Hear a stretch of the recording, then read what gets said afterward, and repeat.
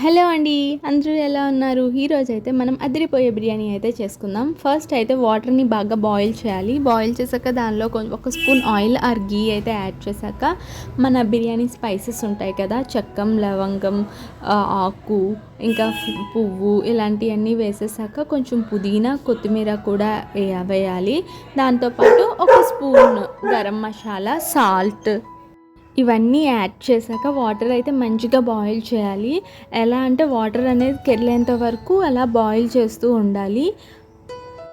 ఇప్పుడైతే mutton marination ఎలానో చూద్దాం. ఫస్ట్ బాయిల్ చేసిన మటన్ అయితే తీసుకోవాలి. చేసుకున్నాక దానిలో ఇలాచీ అయితే యాడ్ చేసేసాక అన్ని బిర్యానీ స్పైసెస్ ఉంటాయి కదా, చెక్క, ఆకు, మీకు ముందు చూపించా కదా, చిల్లీస్, అల్లం వెల్లుల్లి పేస్ట్, పుదీనా, కొత్తిమీర, కర్డ్, ఫ్రైడ్ ఆనియన్స్, కారం, పసుపు, ఇవన్నీ యాడ్ చేసేసి మంచిగా అయితే కలపాలి. మంచిగా కలిపేసాక లెమన్ కూడా కొంచెం ఒక లెమన్ అయితే సరిపోతుంది. దాంతో కలిపేసాక మంచిగా మ్యారినేషన్ అనేది చేసుకోవాలి.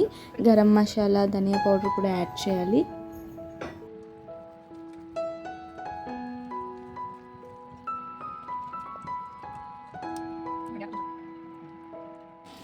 చూసారు కదా, ఇలా బాయిల్ అయ్యాక మంచి కలర్ అయితే వస్తుంది మనకి. సో ఇప్పుడైతే సోక్ చేసిన రైస్ అయితే అందులో వేసేస్తాం మొత్తం.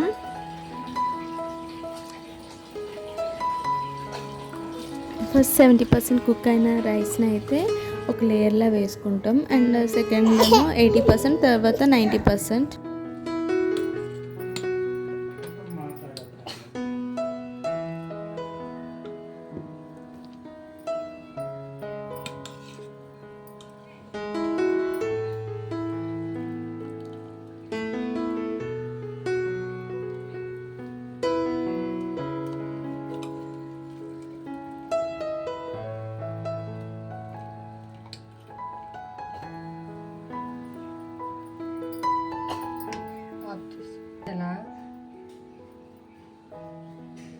తర్వాత కొత్తిమీర, పుదీనాతో గార్నిష్ చేసుకున్నాక తర్వాత దానిపైన ఫ్రైడ్ ఆనియన్స్ కూడా వేసేసి ఇంకా స్టవ్ పైన అయితే పెట్టేయచ్చు.